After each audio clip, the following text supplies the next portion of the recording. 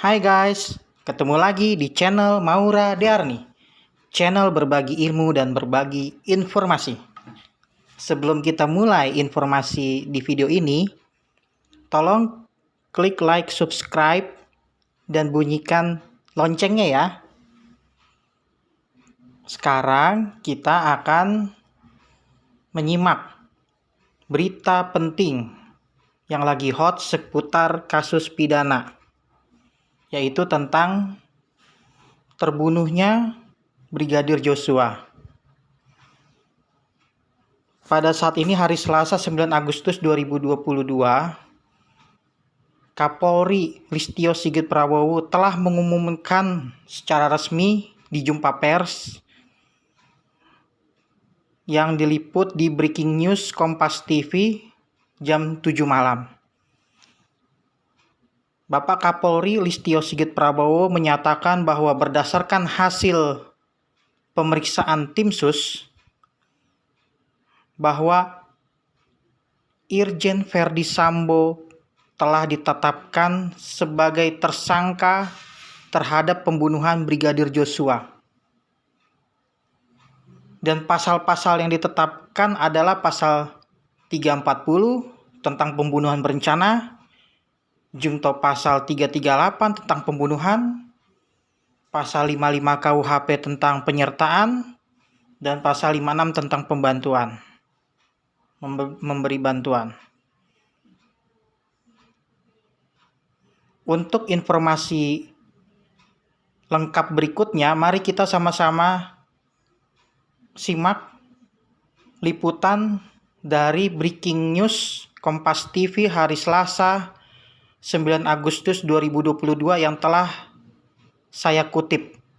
Mari kita simak kutipannya. Selamat menyimak.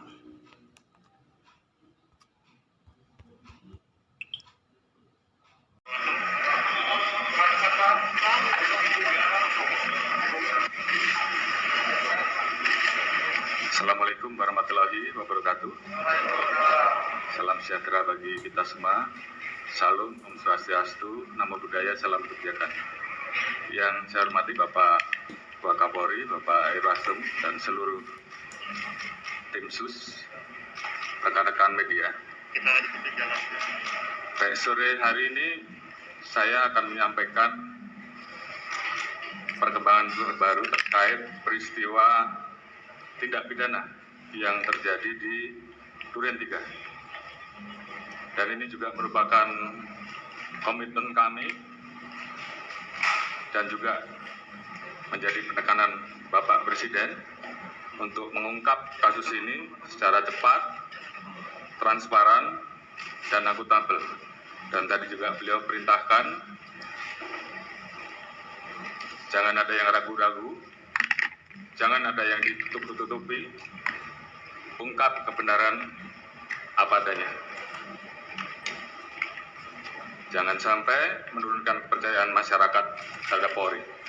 Jadi ini tentunya menjadi perintah dan amanat yang tentunya saat ini dan kemarin juga telah kita laksanakan. Tim sus telah melakukan pendalaman terhadap laporan awal menembak antara Saudara J dan Saudara RE di Duren 3 yang ditangani oleh Polres Metro Jakarta Selatan, dan juga dilakukan pemeriksaan di Propam-Polri dan juga Polda Metro, di mana pada saat pendalaman dan olah TKP ditemukan ada hal-hal yang menghambat proses penyidikan dan kejanggalan-kejanggalan yang juga kita dapatkan, seperti hilangnya CCTV dan hal-hal lain, sehingga muncul dugaan ada hal-hal yang ditutupi dan direkayasa. Oleh karena itu, dalam rangka membuat terang peristiwa yang terjadi, tim sus telah melakukan pendalaman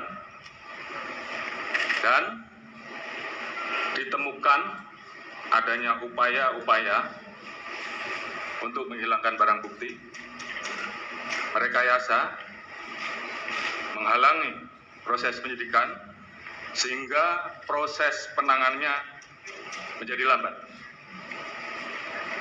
Tindakan yang tidak profesional pada saat penanganan dan olah TKP, serta tindakan-tindakan tidak profesional lain pada saat penyerahan jenazah almarhum D di Jambi.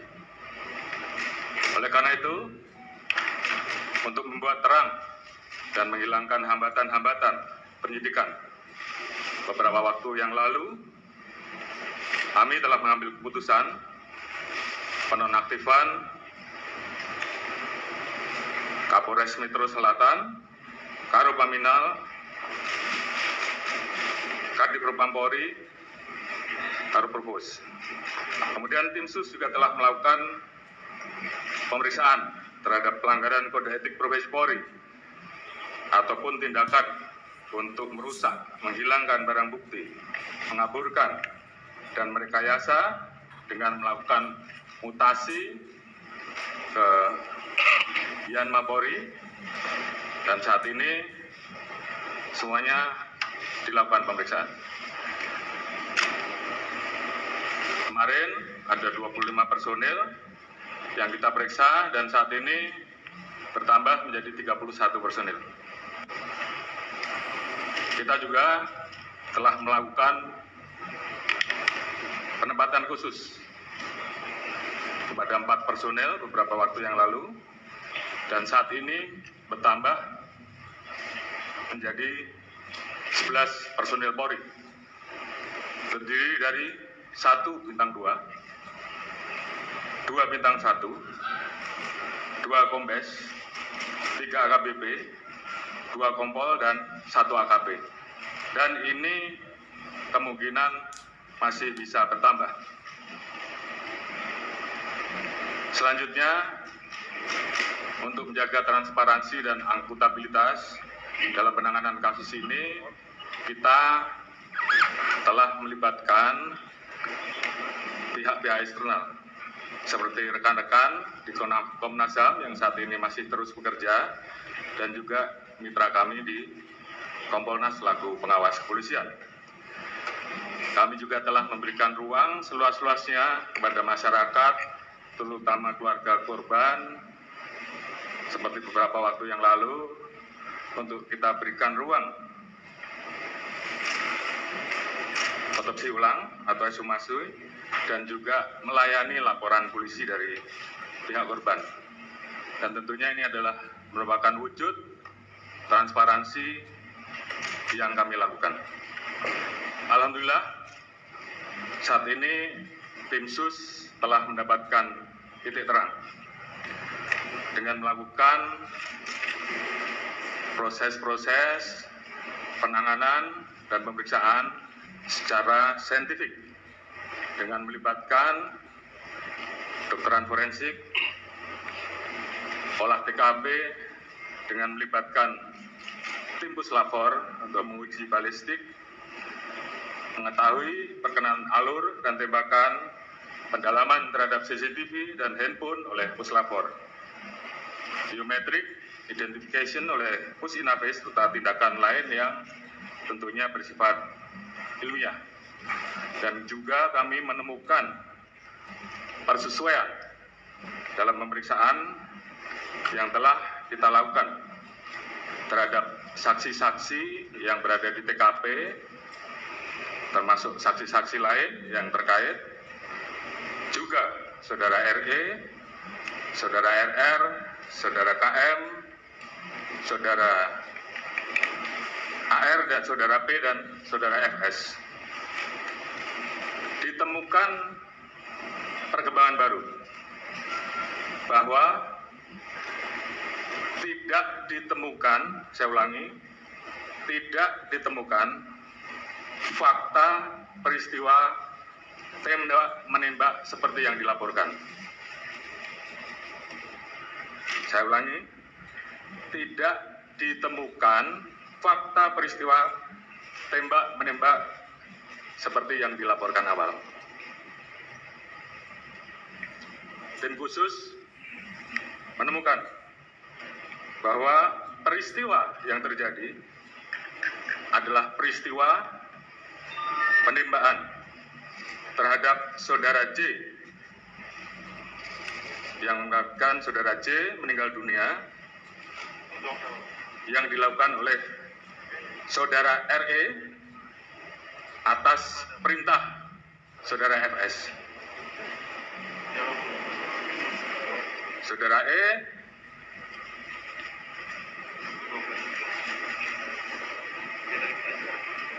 telah mengajukan GC dan saat ini itu juga yang membuat peristiwa ini menjadi semakin terang.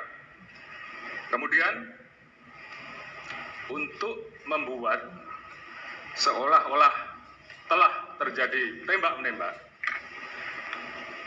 saudara FS melakukan penembakan dengan senjata milik saudara J ke dinding berkali-kali untuk membuat kesan seolah telah terjadi tembak-menembak. Terkait apakah saudara FS menyuruh ataupun terlibat langsung dalam penembakan, saat ini tim terus melakukan pendalaman terhadap saksi-saksi dan pihak-pihak yang terkait. Kemarin kita telah tetapkan 3 orang tersangka, yaitu saudara RE, saudara RR, dan saudara KM. Tadi pagi dilaksanakan gelar perkara dan tim sus telah memutuskan untuk menetapkan saudara FS sebagai tersangka. Bisa ulangi, tim sus telah menetapkan saudara FS sebagai tersangka. Terkait dengan pasal apa yang disangkakan dan proses penyidikannya nanti akan dijelaskan secara khusus oleh Pak Kabar Eskrim selaku tim penyidik dan juga beberapa hal yang memang akan dijelaskan oleh Pak Irwasum sebagai ketua tim sus yang mengawali bagaimana proses ini menjadi terang benderang.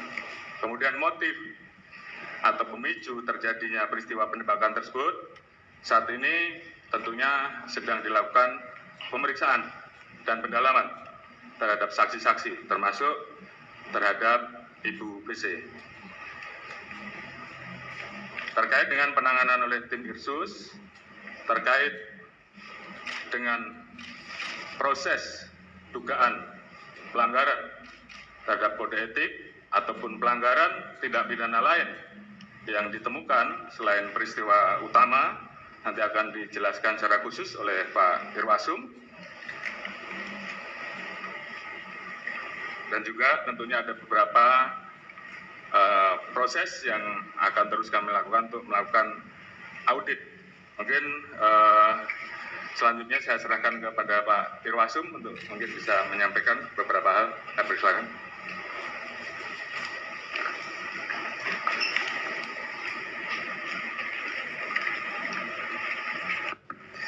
Atas izin Bapak Kapolri dan Bapak Kapolri, kami menyampaikan perkembangan yang dilaksanakan tim sus khususnya dalam pelaksanaan basic khusus. Bahwa tim sus ini dibentuk oleh Bapak Kapolri yang beranggota lengkap yang langsung sebagai penanggung jawab Bapak Kapolri dari Bareskrim Polri, Itwasum Polri, kemudian Pak Intelkam, SSDM, Pusdokes dan DTIK. Kemudian Bapak Kapolri selalu menekankan pada saat rapat beliau menyampaikan kedepankan scientific crime investigation. Saya memahami dan tim sus memahami kepada para media dan masyarakat selama 1 minggu pertama dibentuk kami memahami seolah-olah tim sus tidak bergerak. Kami memahami itu. Karena apa yang diutarakan Bapak Kapolri tadi memang benar. Kami mengalami kesulitan karena pada saat pelaksanaan olah TKP awal dilaksanakan tidak profesional, kurang profesional. Dan beberapa alat bukti pendukung sudah diambil. Selama 1 minggu kami bergerak mendalami, kemudian kami mendapatkan informasi intelijen dari Baintel Kapolri bahwa dijumpai ada beberapa personil yang diketahui mengambil CCTV dan yang lain-lainnya.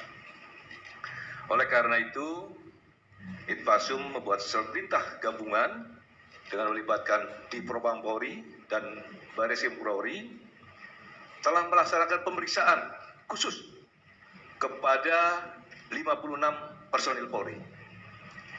Dari 56 personil Polri tersebut, terdapat 31 personil Polri yang dari Bapak Kapolri sampaikan yang diduga patut juga melanggar kode etik profesional Polri atau KKEP.